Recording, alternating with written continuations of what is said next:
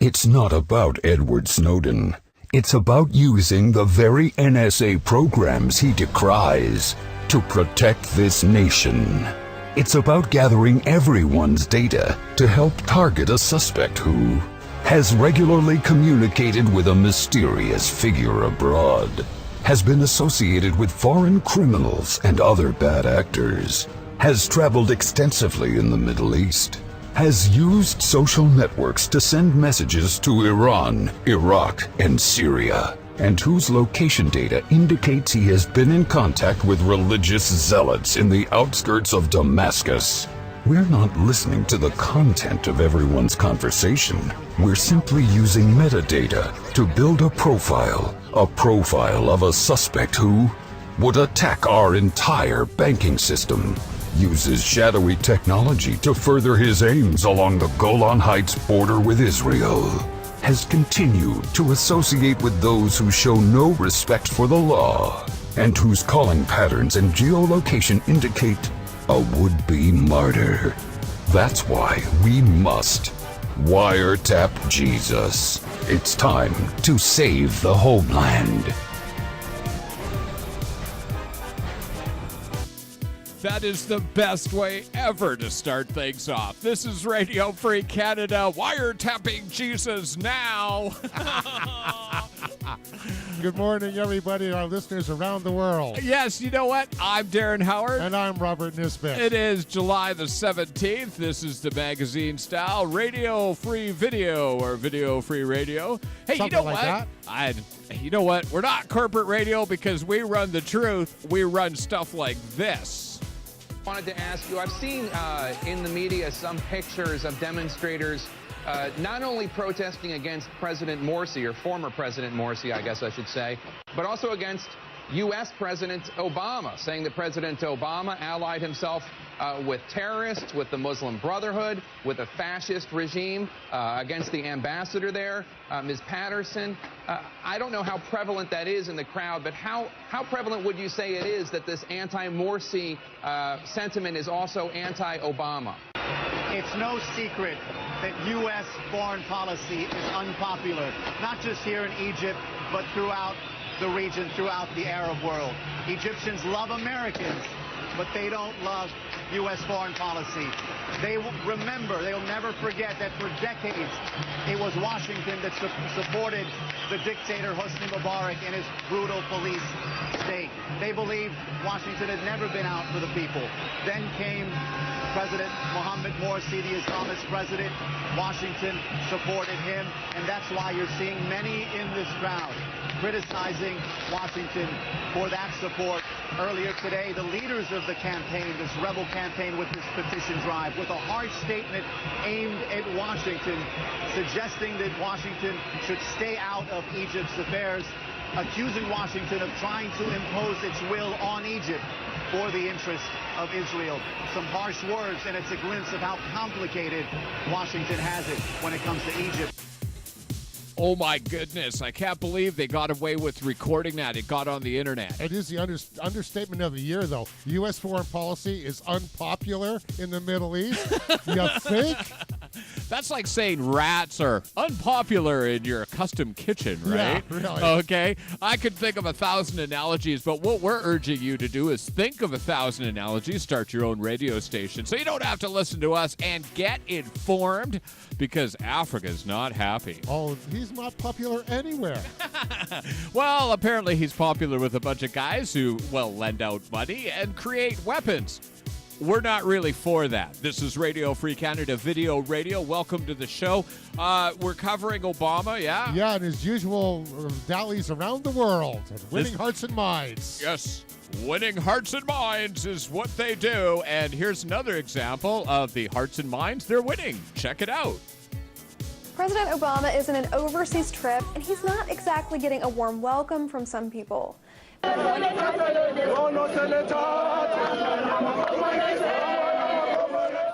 More than 1,000 people rallied ahead of his arrival in the country of South Africa. The anti-Obama demonstrators expressed their disappointment in Obama's policies. Protesters pointed out Obama's failure to close Guantanamo, the U.S. military detention center based in Cuba.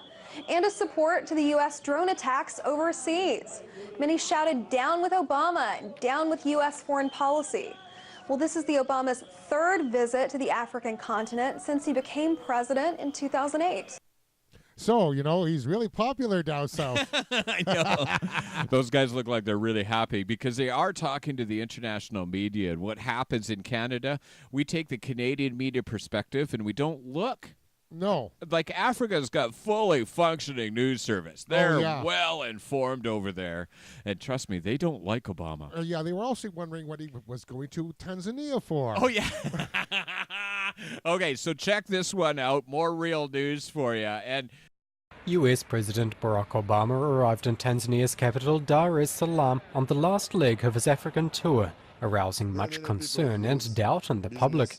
Local streets were blocked by police 2 or 3 days before Obama's visit for safety purposes, and many stores were even ordered to be closed. One of the problems I'm concerned about is how much it costs a city like Tanzania, like Dar es Salaam, when they have so many other issues. I'm not a fan of that because it costs quite a lot for the city to take in the last couple of days. Some Tanzanians think that the purpose of Obama's visit is more for the natural resources than for the aid of their country. A big country like America might have a lot of demands, and a small country like Tanzania, which is blessed with many natural resources, most of the big countries might be looking up to it to take some of the resources.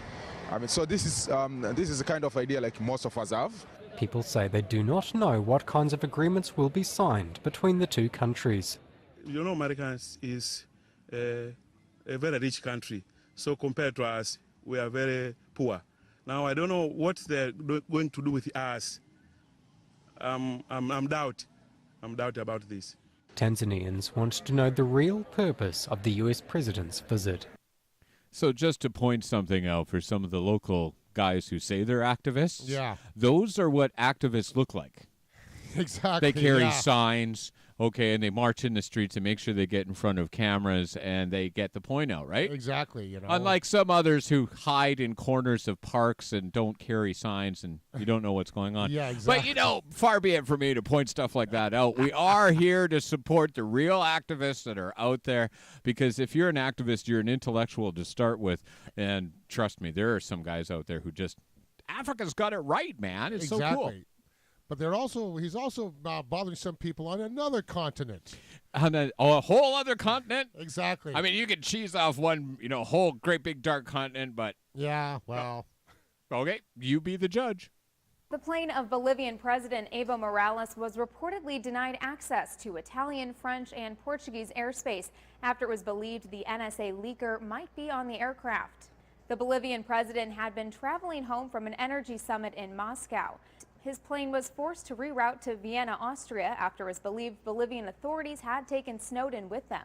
Before leaving Russia, Morales gave a television interview in which he said his country would be willing to consider granting asylum to Snowden. The Bolivian president was stranded in Austria for more than 10 hours while airport staff searched and refueled his plane for the trip to Bolivia, but no sign of Snowden. A CNN correspondent called the incident unprecedented. It's a diplomatic disaster, and Bolivia's vice president even went so far as to say that President Morales had been kidnapped by imperialism, so they are very upset about this. And Austria may not have been the only country suspicious Snowden had been on board. While the plane was able to refuel in Spain, Italy, France, and Portugal reportedly refused previously authorized access to their airspace, something the Bolivian prime minister says put Morales' life at risk. But French officials deny claims that they close off their airspace at all. France is one of the few European countries that say they would consider giving asylum to Snowden, though he reportedly hasn't filed a request there. Bolivia and Venezuela are the only countries left on Snowden's list that have publicly stated they would consider granting his request. For Newsy, I'm Elizabeth Hagedorn. So just to catch up, Snowden might be on the plane, and it just so happens that they forced it to land in Austria, where it can be searched. Yeah, but it wasn't just Bolivia that he's, that they seem to be ticking off. They're all doing it to Brazil and Argentina. Everybody in South America is going, hey, why don't we close your embassies? Yeah. You know, I mean, it's some serious diplomatic repercussions. Yeah, and then they say, oh, terrorists or radicals or stuff like this. No, these are normal people who are saying, you guys are creepy and weird. We've had just about enough of this, and just because they got brown skin, well, they don't take them seriously. But it's not just brown-skinned people they're cheesing off as well. I mean, not just two continents. I mean, the hits keep coming. Just to jump in on Obama's nightmare, we've got it. Make sure you check our sources, and we're not saying trust us because we don't have to make commercials that say that. In Croatia, they're preparing to welcome the EU's top brass, a city centre celebration to mark the country becoming the bloc's 28th member. The spying allegations have cast a shadow over all that. The President of the European Parliament arrived here mid-afternoon, still asking for answers from Washington. If it is true, it is a shock. And I'm angry, not only angry, I'm deeply shocked because I think the United States should treat the European Union not like an enemy. The allegations appeared in the German magazine Der Spiegel. Its journalists have seen part of some top-secret documents from the US National Security Agency. It's alleged the NSA accessed internal computer systems at EU offices in the US, that conversations, phone calls, documents and emails were monitored. The European Commission today asked Washington to explain the allegations. There is clear discomfort, even anger, in Brussels. The European Union and United States have always been close allies.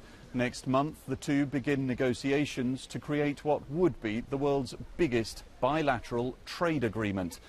The question today is whether these latest revelations will affect their special relationship.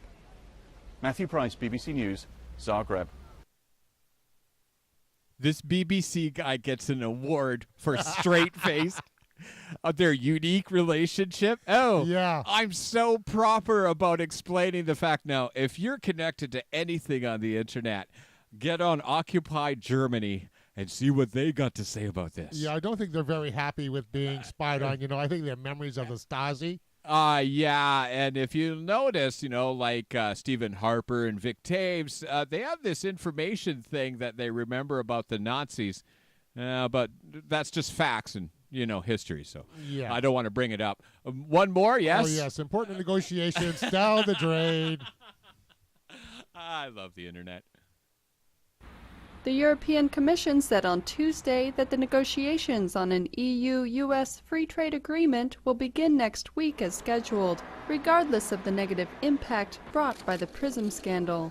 The European Union and the United States have been preparing for the negotiations to launch a comprehensive free trade agreement. However, the disclosure of the U.S. PRISM program, a surveillance program involving European countries such as France and Germany, has riled the EU members. France has already announced that it requires the first round of free trade agreement negotiations to be suspended due to the PRISM scandal. Although the importance of the free trade agreement is obvious, the European countries are on alert from the U.S. action. The European Council has announced that it will launch a probe into the scandal. Analysts say, in case public anger over the U.S. action continues, the EU members involved in the PRISM program will be taking a much tougher stance in the free trade talks. It's been so exciting in the last little while here that we have a whole other segment to go. You mean how they're treating the American people yes. as well as their allies? The hearts and minds of the people worldwide and right here at home are being won by the fascist regimes we are faced with, and that's why we keep broadcasting. I'm Darren Howard. And I'm Robert Nisbet. Thanks for coming along. Make sure you keep grinning, check our facts, and start your own radio station, okay? It's Radio Free Canada.